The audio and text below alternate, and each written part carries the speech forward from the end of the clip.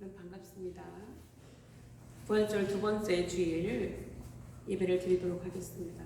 묵상 기도하시면서 참회 기도와 우리가 속해 있는 부대, 우리가 속해 있는 교회, 이 나라의 민족을 위해서 기도하겠습니다. 하나님 이 시간을 기도합니다.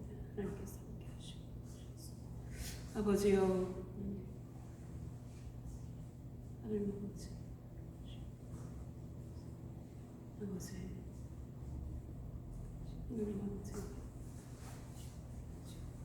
아버지 하나님,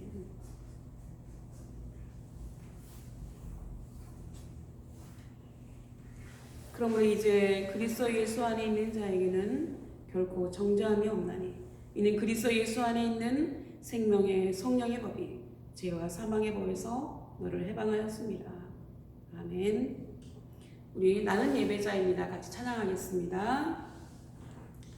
나는 하나님을 예배하는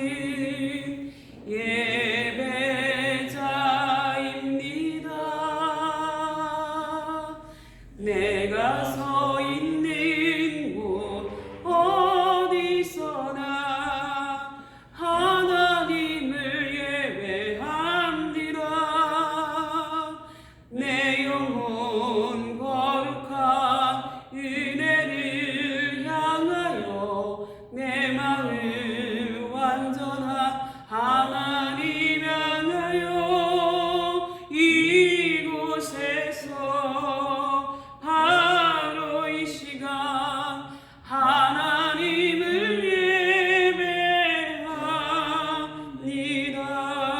예배합니다. 우리 교동문 15번 우리 서로 교독하시도록 하겠습니다. 교동문 15번입니다. 여호와는 나의 빛이요 나의 구원이시니 내가 누구를 두려워하리요. 여호와는 내 생명의 능력이시니 내가 누구를 무서워하리요. 악인들이 내 살을 먹으려고 내게로 왔으나 나의 대적들 나의 원수들인 그들은 실족하여 넘어졌도다. 군대가 나를 대적하여 진칠지라도 내 마음이 두렵지 아니하며 전쟁이 일어나 나를 치려할지라도 나는 여전히 태안하리로다. 내가 여호와께 바라는 한 가지 일 그것을 구하리니 곧 내가 내 평생에 여호와의 집에 살면서 여호와의 아름다움을 바라보며 그의 성전에서 사모하는 그것이라. 여호와께서 환난 날에 나를 그의 초막 속에 비밀히 지키시고 그의 장막 은밀한 곳에 나를 숨기시며 높은 바위 위에 두시리로다. 이제 내 머리가 나를 둘러싼 내 원수 위에 들리리니 내가 그의 장막에서 즐거운 제사를 드리겠고 노래하며 여호와를 찬송하리로다. 아멘. 사도신경으로 우리의 신앙을 고백하도록 하겠습니다. 나는 전능하신 아버지 하나님 천지의 창조주를 믿습니다. 나는 그의 유일하신 아들 우리 주 예수 그리스도를 믿습니다. 그는 성령으로 잉태되어 동정녀 마리아에게서 나시고 본디오 빌라도에게 고난을 받아 십자가에 못 박혀 죽으시고 장사된 지 사흘 만에 죽은 자 가운데서 다시 살아나셨으며 하늘에 오르시어 전능하신 아버지 하나님 우편에 앉아 계시다가 거기로부터 살아있는 자와 죽은 자를 심판하러 오십니다.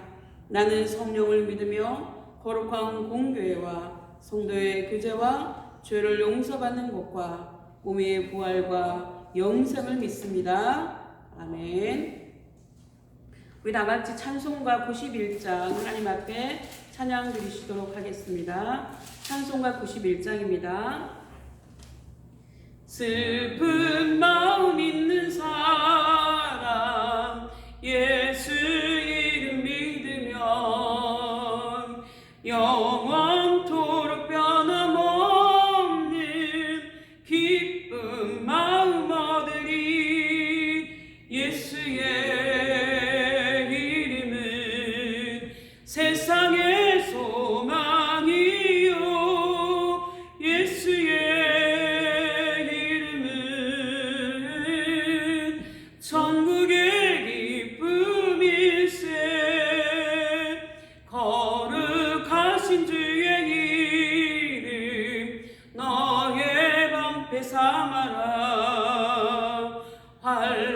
시험 당할 때에 주께 기도드려라.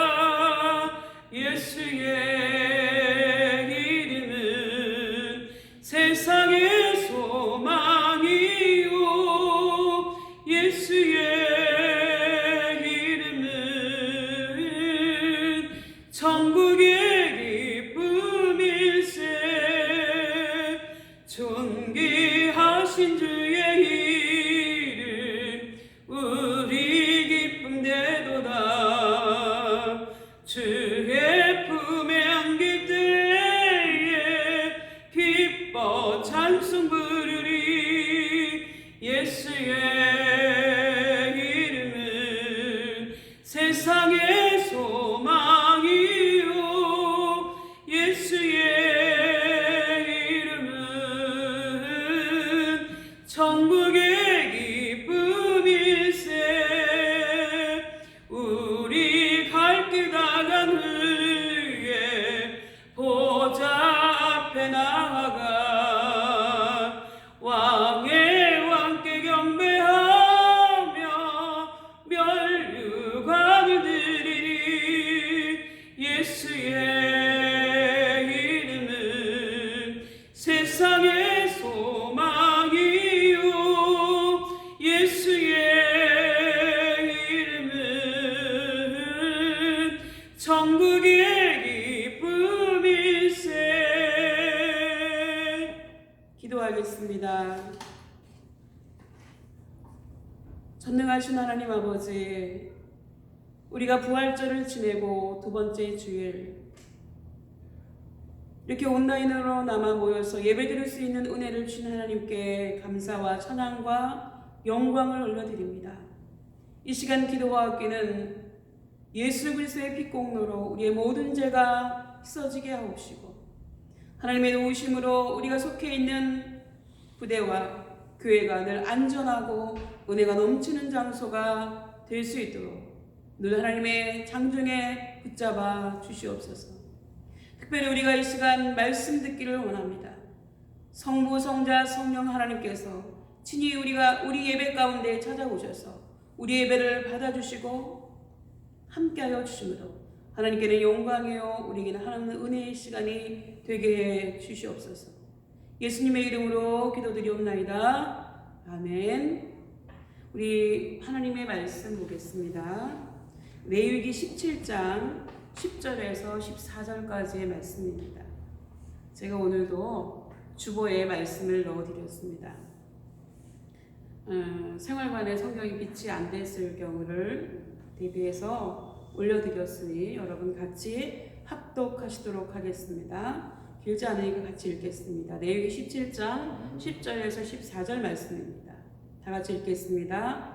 이스라엘 집 사람이나 그들 중에 거류하는 거류민 중에 무슨 피든지 먹는 자가 있으면 내가 그 피를 먹는 그 사람에게는 내 얼굴을 대하여 그를 백성 중에서 끊으리니 육체의 생명은 피에 있음이라. 내가 이 피를 너희에게 주어 제단에 뿌려 너희의 생명을 위하여 속죄하게 하였나니 생명이 피에 있으므로 피가 죄를 속하느니라. 그러므로 내가 이스라엘 자손에게 말하기를 너희 중에 아무도 피를 먹지 말며 너희 중에 거류하는 거류민이라도 피를 먹지 말라 하였나니 모든 이스라엘 자손이나 그들 중에 거류하는 거류민이 먹을 만한 짐승이나 새를 사냥하여 잡거든 그것의 피를 흘리고 흙으로 덮을지니라. 모든 생물은 그 피가 생명과 일체라. 그러므로 내가 이스라엘 자손에게 이르기를 너희는 어떤 육체의 피든지 먹지 말라 하였나니 모든 육체의 생명은 그것의 피인즉 그 피를 먹는 모든 자는 끊어지리라. 아멘. 오늘 이 예배에 참석하신 여러분을 주님의 이름으로 환영합니다. 반갑습니다. 제가 부활절 전 2주간 레위기를 본문으로 거룩한 제사와 치료하시는 하나님이라고 하는 제목으로 말씀을 전했습니다. 그래서 이번 주에는 민수기로 넘어갈까 하다가 레위기에 나머지 부분이 중요한 부분이 많이 있기 때문에 이번 주까지는 레위기를 설교하겠습니다. 여러분이 내유기 설교를 듣다 보면 왜 이렇게 먹지 말라고 하는 게 많은지 모르겠어요. 그러면 여러분이 계속 듣다 보면 도대체 뭘 먹으라는 거야 하면서 스트레스를 받을 수도 있습니다만은 여러분 그렇게 스트레스 받으면 건강이 좋지 않습니다. 건강을 유지하는 첫 번째 비결은 스트레스를 안 받는 거예요. 스트레스가 만병의 근원입니다. 두 번째는요, 운동해야 됩니다. 그리고 세 번째가 음식을 가려서 먹어야 됩니다. 하나님께서 음식을 어떻게 가려서 먹어야 되는지에 대해서 이 레위기에 정말 자세하게 기록하고 있는데 그 중에서 피와 기름은 절대로 먹지 말라고 하셨습니다. 왜 그랬을까요?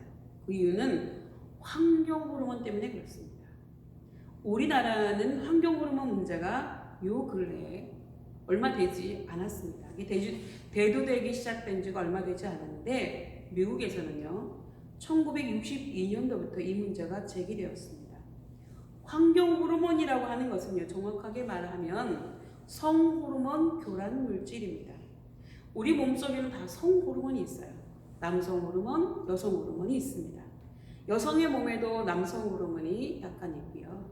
남자의 몸에도 여성 호르몬이 들어 있습니다. 그런데 아주 미묘한 차이에 의해서 남자가 되거나 여자가 되어서 되는 성징후가 나타나는 것입니다. 여러분 성호르몬이 우리 몸에서 차지하는 비율은요 미사리에 가면 조정경비장이라고 하는 커다란 풀이 있습니다. 그 풀 안에 한 스푼을 부은 정도의 양이라고 볼 수가 있습니다. 이 정도의 양에 의해서 남자가 되기도 하고 여자가 되기도 합니다. 그런데 성호르몬 교란 물질이라고 하는 것은 그 물질인 환경 호르몬이 우리 몸에 자꾸 축적이 되면 그것이 우리의 성 정체성을 얼마 있지 않은 이 성호르몬의 정체성을 흔들게 한다고 하는 것입니다. 제가 이번에 그 우한폐렴 코로나19 보면서 TV에 프로그램 나오는 걸 하나 봤거든요. 근데 중국에서 야생동물을 뭐 몸에 좋다고 해가지고 잡아가지고 파는 그 시장이 나오더라고요. 근데 거기 보니까 제가 너무 놀란 거예요. 야생에서 서식하는 뱀 있잖아요. 구렁이, 박쥐 뭐 이런 거 잡아가지고 좋다면서 이 구렁이나 뱀이나 박쥐가 다 유전자가 틀려요. 그런데 성별도 다르고 그런 것들을 어떤 유생 처리도 하지 않고 바닥에는 피가 흥건하게 흘러가지고 시커멓게 된 거예요. 때처럼. 그렇게 된 상황에서 켜켜이 같은 종류도 아니고 다른 종류를 켜켜이 쌓아놓고 파는 것을 보면서 이거 없는 전염병도 생기겠다라고 하면서 굉장히 놀랐던 기억이 있습니다. 여러분 성호르몬 그 교란 물질은 어디에서 나올까요? 100% 석유화학 제품에서 나온다고 볼 수 있습니다. 그렇고 이 석유는 언제 만들어졌는가 하면 여러분 노아 홍수 때 만들어졌다고 우리가 추정하고 있습니다. 노아 홍수 때 노아의 8가족 외에는 여러분 한자와 창세기에서 본 것처럼 그 8가족 외에는 노아의 방주에 들어간 사람들이 없습니다. 그 외에 노아의 친척들 노아가 아는 모든 사람들은 방주를 두드렸으나 하나님이 닫으셨기 때문에 열리지 않았습니다. 이 사람들이 때가 늦었다는 걸 깨닫고 살기 위해서 가장 높은 곳으로 올라가다가 동물들도 필사적으로 올라갔겠죠. 그러다가 어느 순간이 되어서 한꺼번에 끌어뭉쳐서 썩지 않고 있다가 압축되어서 만들어진 것이 바로 석유입니다. 지금은 만들어지지 않아요. 지금도 만들어지면 얼마나 좋겠어요. 나는 지금은 만들어지지 않습니다. 그렇기 때문에 그 속에는 성호르몬이 뒤범벅되어서 살아있다고 하는 겁니다. 그래서 석유로 만든 모든 제품은요 그냥 일반적인 상태에서는 이 환경 호르몬이 나오지 않는데 가열을 하면 환경 호르몬이 나옵니다. 그래서 여러분 가열하는 것이 얼마나 위험한지 몰라요. 석유화학 제품을 가열하는 게 굉장히 위험합니다. 이것을 가열하면요 성호르몬 교란 물질이 나오게 됩니다. 그리고 그것이 우리 몸속에 들어와서 축적이 되면 우리의 성 정체성에 혼란이 오고 많은 부작용을 일으킨다고 하는 겁니다. 환경 호르몬에 의해서 남성이 여성화되는 거예요. 남자 아이들도 가슴이 굉장히 커지잖아요. 저 가슴이 여자 가슴인지 남자 가슴인지 모를 정도로 가슴이 커지는 것은 환경 호르몬 때문에 그렇습니다. 그리고 나중에 결혼을 해도 불임, 난임이 된다고 하는 겁니다. 그리고 심지어는 20대 여성에게서도 폐경이 나타나고 있습니다. 석유화학 제품이 플라스틱을 가열하면 100% 환경 호르몬이 나옵니다. 그래서 우리가 사용하는 모든 일회용 컵 같은 거 굉장히 위험한데 특히 우리나라에 유명한 것이 있는데 그게 뭐냐면 컵라면입니다. 여러분 우리가 컵라면 먹으면서 국물을 마시잖아요. 컵라면에 뜨거운 물을 부은 후에 10분 되면 환경 호르몬이 나오거든요. 그것을 여러분이 벌컥벌컥 마시는 것은 환경 호르몬을 들이마시는 것 같습니다. 굉장히 그래서 국물은 될 수 있으면 컵라면 드시지 말고 라면이 드시고 싶다고 하면 끓인 라면 드시는 게 좋아요. 그리고 국물은 안 드시는 게 좋습니다. 하나님께서 또 하나님께 제사를 드릴 때 기름을 다 떼어내라고 하셨는데 왜 그러셨을까요? 하나님은 항상 이유가 있어요. 왜 그러셨냐면 그것은 환경 호르몬이 축적되는 부위가 어디냐면 지방이기 때문에 그렇습니다. 우리가 사람 몸에 지방이 쌓이면 건강이 좋지 않다라고 얘기하잖아요. 단백질이 쌓이면 건강이 좋지 않다라고 얘기하는 게 아니고 지방이 쌓이면 건강이 좋지 않다고 하는 이유가 뭐냐면 그 지방에 환경 호르몬이 쌓이기 때문에 그렇습니다. 그러니까 우리가 고기 먹을 때 기름만 떼어내고 먹어도 환경 호르몬이 조금 위험으로부터 좀 벗어날 수 있다고 할 수 있습니다. 결국 하나님께서 말씀하신 규례를 우리가 지키느냐 지키지 않느냐에 따라서 우리의 삶의 질은 굉장히 좌우된다고 하는 것입니다. 그래서 하나님께서 출애굽기 15장 26절에서 우리에게 말씀해 주셨죠. 너희가 너희 하나님 나 여호와의 말을 들어 순종하고 내가 보기에 의를 행하며 내 계명의 귀를 기울이며 내 모든 규례를 지키면 내가 애굽 사람에게 이게 단순히 애굽 사람이 아니에요. 믿지 않는 사람을 지칭하는 게 바로 애굽 사람입니다. 이 애굽 사람에게 내린 모든 질병 중 하나도 너희에게 내리지 아니하리니 나는 너희를 치료하는 여호와임이라 라고 말씀해 주셨습니다. 여러분 이 내 얘기 말씀대로 살면 하나님의 말씀대로 살면 많은 질병을 예방할 수가 있고 실제로 이 내 얘기의 말씀을 지키는 유대인들 이스라엘 백성들에게는 암이 거의 없다고 해요. 우리나라는 굉장히 암이 많죠. 사망률 1위를 달리고 있습니다. 그리고 레위기 12장을 보면 산혈이 맑아지는 기한이 나오고 있는데 그것은 여성들이 아이를 낳고 난 후에 몸조리 하는 기간을 이야기합니다. 아들을 낳으면 33일을 몸조리 하고요. 딸을 낳으면 66일을 몸조리 해야 됩니다. 여러분 왜 딸을 낳으면 더 오래 몸조리 하냐 하지만 여자도 신제품이잖아요. 그리고 그 당시 이스라엘도 옛날에 우리나라처럼 남존여비 사상이 굉장히 강했습니다. 우리나라도 농사를 기반으로 하는 사회였기 때문에 남자는 바로 힘이잖아요. 농사를 할 수 있기 때문에 남자아이를 낳으면 이 엄마들이 마음 놓고 눈치 보지 않고 몸조리를 할 수 있었는데 딸을 낳으면 굉장히 시어머니 눈치를 보면서 몸조리를 잘 못했다고 합니다. 그래서 사회적 약자를 보호하시기 위해서 하나님께서 아예 법으로 여자 낳으면 아이 낳으면 배로도 몸조리 해라 라고 정해 놓으셨어요. 하나님이 얼마나 공평하신 분인지 하나님이 얼마나 남자 여자를 공평하게 대하시는지를 볼 수가 있는 대목입니다. 여러분 그리고 레위기 14장에 보면 나병 환자 한센시병이라고도 하는데 이 나병 환자에 대해서 2장에 걸쳐서 자세하게 기록하고 있습니다. 오늘날로 말하면 이 나병은 단순히 나병을 의미하는 게 아니고 각종 악성 피부병을 포함한 나병을 의미합니다. 여러분이 그 장래 그 직업을 선택할 때 가장 유명한 직업이 뭐냐면 피부과 의사예요. 여러분 지금 오존층이 파괴되고 그 각종 유해 그 광선들이 비추잖아요. 사람들이 갈수록 피부에 발생하는 암들이 많아질 겁니다. 피부과 의사들이 굉장히 돈을 많이 벌 확률이 많아요. 그래서 여러분이 돈을 많이 벌고 싶으면 피부과 의사 되시는 게 좋습니다. 하여튼 한센시병은 굉장히 치명적인 병입니다. 그러나 다른 병과는 좀 구별되는 그런 면이 있는데 다른 병에 걸리면 몸은 좀 아파요. 그러나 평소에 친했던 사람들, 나하고 별로 친하지 않았는데도 이 기회를 타서 뭐 전화를 하기도 하고 뭐 찾아오기도 하고 또 맛있는 것을 사주기도 하고 그래서 도리어 위로를 받기도 합니다. 그러나 이 한센시병, 나병에 걸리면 몸은 고통을 못 느껴요. 이 신경이 파괴되는 질병이기 때문에 자기 손가락이 떨어져 나가도 몸은 고통을 느끼지 못합니다만은 가족이나 공동체로부터 쫓겨나고 외면을 받기 때문에 마음이 매우 아프고 고통스러운 질병이 바로 이 나병입니다. 이 당시에는 한센시병에 걸린 사람이 사회적으로 최고의 약자였습니다. 이 병에 걸리면 당연히 취직을 할 수 없죠. 그 살아갈 수 있는 길이 막막한 거예요. 그래서 좀 오래된 영화이긴 합니다만 배너라고 하는 굉장히 잘 만들어진 영화가 있거든요. 그 영화에 보면 한센시병 환자들이 전부 성 밖으로 쫓겨나는 거예요.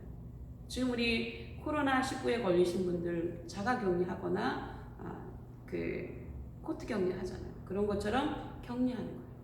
그리고 지금 상황하고 비슷한데 그 사람들이 음식을 구하러 나가지는 못합니다.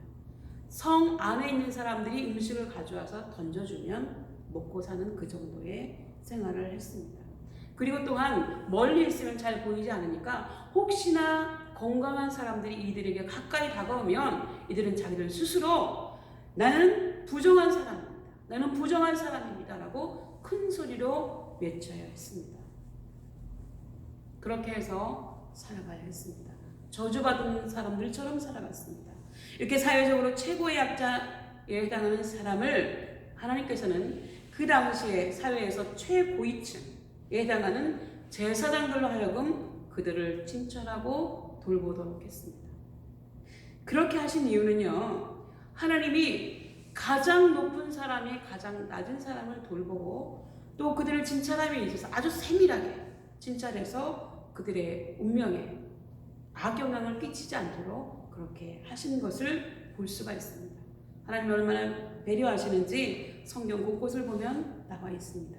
또 레위기 19장에 보면 거룩한 백성들의 사회생활에 대해서 나옵니다. 여기에 나온 내용은요, 로마서 13장에도 그대로 나오고 있습니다. 한마디로 말하면 교회 다니는 사람은요, 모범 시민이 되어야 한다고 하는 것입니다. 사람들과의 관계나 국가에 대해서 충성도, 사회에 대한 공헌도도 그렇고 믿는 사람이라고 해서 교회에서만 잘 생활할 것이 아니고 사람들이 볼 때도 부끄럽지 않도록 사회생활을 함에 있어서도 최선을 다해서 열심히 살아가라고 하는 겁니다. 그렇기 때문에 종교적인 것을 이유로 병역을 회피하는 것은 하나님 뜻이 아닙니다. 여러분, 교회 일 한다고 해서 직장 일을 소홀히 하는 것 안 됩니다. 신앙적인 이유에 말씀드린 것처럼 신앙적인 이유로 병역을 기피하는 것도 안 되고요. 그리고 새벽 예배나 철야했다고 해서 직장에 가서 졸고 자는 것도 합당치 않다고 하시는 말씀입니다. 여러분 25장에 보면 안식년, 희년, 토지법에 대한 내용이 나와 있습니다. 여러분 안식년이 뭐냐면요, 7년을 단위로 잘라서 6년 동안은 땅을 농사를 하는 거예요. 그리고 7년째 되는 해에는 농사하지 않는 거예요. 그러면 여러분 생각할 것입니다. 그러면 7년째 되는 해에는 뭘 먹고 살까? 라고 생각하겠지만 하나님께서 너희가 안식년을 지키는 믿음이 있다고 하면 내가 6년째에 3년 먹을 것을 주겠다 라고 약속을 해 주셨습니다. 여러분 약속해 주시면서 명령하셨는데요, 하나님께서 이 명령을 지키지 않으면 억지로라도 지키게 하시는 경우를 성경에서 많이 볼 수가 있었는데요, 이스라엘 백성들이 이 계명을 지키지 않으니까 하나님께서 바벨론에 70년 동안 포로로 이스라엘 백성들을 끌려가게 하셨습니다. 그렇게 해서 그 사람들이 지키지 않았던 안식년을 강제적으로 지키게 하신 내용을 볼 수가 있습니다.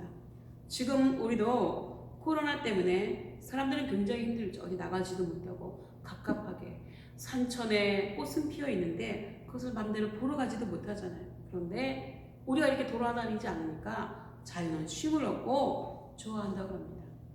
여러분 어찌되었건 간에 이렇게 안식년을 지키는 것이 우리가 과학이라고 말한 과학적 성경은 과학적이지 않다고 생각하는 사람들이 있는데 과학이 발달하면서 하나님의 말씀대로 안식년을 지키는 것이 땅에게 얼마나 좋은 것인가 하는 것이 밝혀졌다고 하는 겁니다. 계속해서 농사를 지으면 땅이 힘을 잃는다고 하는 것입니다. 땅을 번갈아 가면서 쉬게 해 주어야 농사가 더 잘 된다고 하는 것입니다. 또한 이것은 사람에게 안식일을 지키라고 하시는 것과 비슷합니다. 여러분, 스포츠 과학에서도요, 어떤 것이 있냐고 하면 어떤 사람의 기량을 높이기 위해서 운동을 하잖아요. 운동을 하면 일주일 동안 계속하면 좋지 않다고 해요. 이 사람이 운동을 하면 그 기량이 최고의 극점에 달하는 시점이 언제냐고 하면 5일에서 6일이라고 합니다.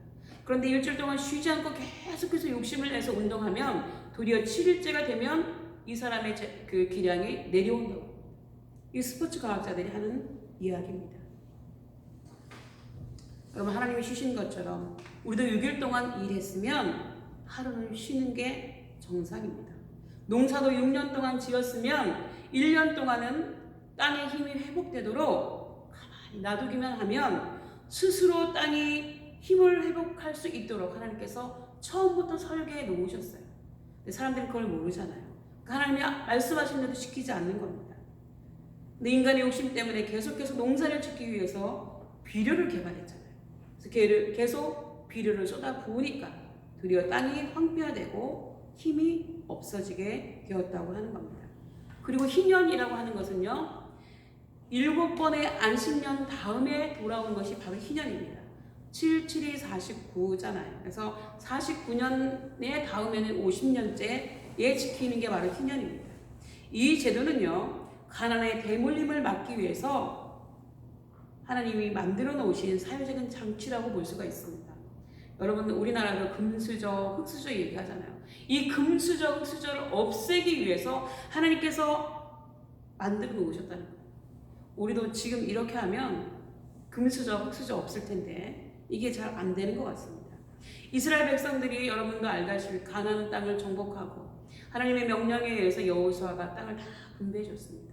그리고 여러분 살다 보면 변수들이 많이 있잖아요.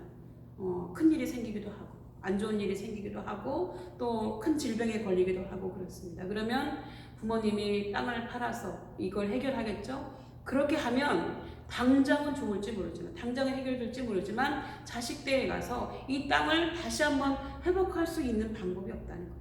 그렇기 때문에 가난이 대물림되고 빈곤의 악순환이 이어진다고 하는 겁니다.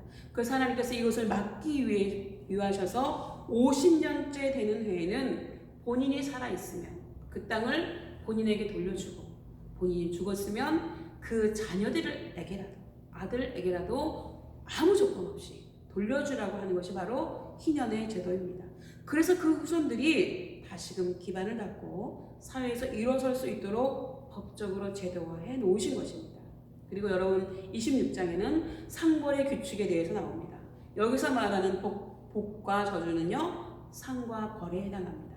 26장 1절에서 13절까지는 상에 대한 것인데요, 3절에 나와 있는 것처럼 너희가 나의 계명과 규례를 준행하면, 이게 전제 조건입니다. 하나님의 말씀을 지키면 하나님께서 이른 비와 늦은 비와 때를 따라서 우리에게 필요한 모든 복을 내려주시겠다고 약속해 주시고 있습니다. 그러나 14절에서부터 보이는 것처럼 반대로, 그러나 너희가 내게 청종치 아니하여 이 모든 명령을 준행치 아니하며 나의 규례를 멸시하여 마음에 나의 법들을 싫어하여 나의 모든 계명을 준행하지 아니하며 나의 언약을 배반할진대 내가 이같이 너에게 행하리니 곧 내가 너에게 놀라운 재앙을 내려 뱃병과 열병으로 눈이 어둡고 생명이 쇠약하게 할 것이요 너희의 파종은 헛되고 너희의 대적이 그것을 먹고 라고 말씀하고 있습니다. 하나님께서 이렇게 하셨는데도 불구하고 우리가 계속 경고를 무시하고 계속해서 범죄를 하면 하나님께서 벌을 7배나 내리신다고 하셨습니다. 여러분, 26장 26절에 급기야 뭐라고 말씀하시냐면요, 내가 너희의 의뢰하는 양식을 끊을 때라고 말씀하고 있습니다. 여러분 지금까지 뭘 의지하고 살아오셨어요? 과학을 의지했죠. 첨단 과학을 의지하고 세계적으로 유명한 한국의 의학을 의지했을 것입니다. 그러나 하나님께서 우리가 의지하는 것을 끊으신다고 하는 거예요. 마치 바벨탑처럼 하나님 없이도 우리가 살아갈 수 있다고 부르짖는 그것들을 끊으신다고 하는 거예요. 하나님의 명령을 지키지 않으면. 그래서 하나님께서 말씀하시는 겁니다. 26장 26절에 내가 너희가 의지하는 양식을 끊을 때에 열 여인이 한 화덕에서 구워 저울에 달아주리니 너희가 먹어도 배부르지 아니하리라 라고 말씀해 주고 있습니다. 이 장면은 요한계시록에도 그대로 나와 있는데요. 이것을 제가 쉽게 설명을 하면 여자 10명이 여기서 여자 10명은요 단순히 여자 10명이 아니에요. 한 집안을 대표하는 여자 10명입니다. 그러면 한 집안에 그때는 식구들이 많았기 때문에 10명을 잡으면 여자 10명은 100명을 대표한다고 볼 수가 있습니다. 이 100명을 대표하는 여자 10명이 프라이팬 하나에다가 마지막 밀가루를 털털 털어서 전 하나를 굽는다는 거예요. 그래서 그것을 누가 조금이라도 더 먹으면 싸움이 일어나니까 조금의 오차도 생기지 않도록 저울에 정확하게 달아서 먹는다는 겁니다. 이렇게 먹으면 여러분 배가 부르겠어요? 안 부르겠어요? 당연히 배가 부르지 않겠죠. 이것은 전쟁 상황이고 배급 상황이고 극심한 기근을 상징하고 있습니다. 그리고 27절에 보면요. 그럼에도 불구하고 너희가 이같이 될지라도 내게 청종치 아니하고 마치 출애굽할 때 이집트의 파라오처럼 우리가 그러네요. 청정치 아니하고 내게 대항할진대 내가 진노로 너희에게 대항하되 하나님한테 대항하면 하나님도 우리를 대항하시겠다는 거예요. 너희 죄로 인하여 7배나 더 침책하리니 너희가 아들의 고기를 먹을 것이요 딸의 고기를 먹을 것이다. 여러분 저는 이 말씀을 읽을 때마다 너무나 무서워요. 여러분 그리고 이 예언과도 같은 규례가 실제로 역사 가운데 성경에 2번이나 나타난 것을 볼 수가 있습니다. 열왕기하 6장에 보면 이런 상황이 나오고 서로 싸우는 거죠.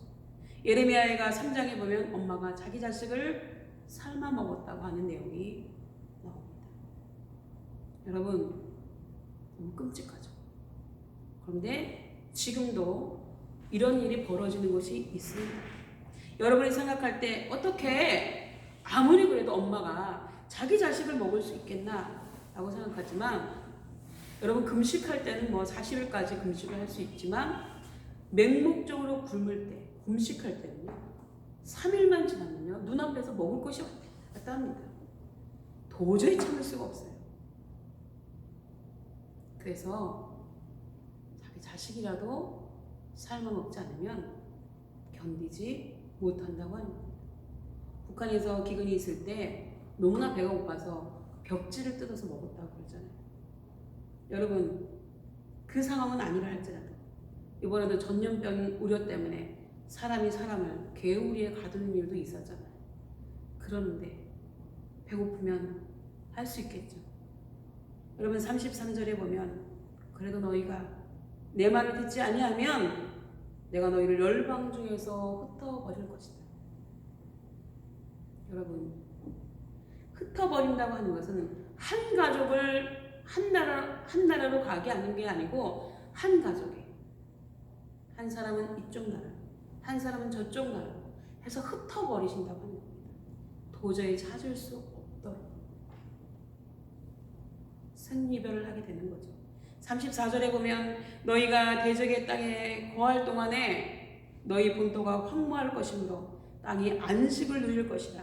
그때에 땅이 쉬어 안식을 누리리니 제가 아까 말씀드린 것처럼 이스라엘 백성들이 하나님이 말씀하신 안식년을 지키지 않으니까 하나님께서 강제로 이스라엘 백성들을 바벨론의 포로로 끌려가게 하셔서 땅을 쉬게 하셨고 실제로 그런 일이 벌어졌다고 하는 겁니다. 여러분 그리고 27장은 부칙에 해당하는 거고요. 서원 규례가 나오고 있습니다. 여러분 우리나라에 그 한동안 꿈은 이루어진다라고 하는 표가 있었는데 여러분 꿈이 이루어집니까? 대부분의 꿈은 이루어지지 않습니다. 꿈이 이루어지는 걸 우리가 바랄 뿐이죠. 여러분이 정말 간절히 꿈을 이루고 싶다고 한다면 이룰 수 있는 방법이 딱 하나 있어요. 그것은 하나님 앞에 나의 꿈, 나의 비전을 가지고 나와서 기도하는 거예요. 상황적으로 볼 때 내가 처해 있는 이 상황에서 도저히 내 힘으로는 할 수 없는 그것을 하나님께 가지고 나와서 하나님, 나는 도저히 이것을 이룰 수 없습니다. 그러니 나의 이 꿈, 나의 이 비전을 이루어 주옵소서라고 기도하시면 이루어지는데, 여러분 빅딜이죠.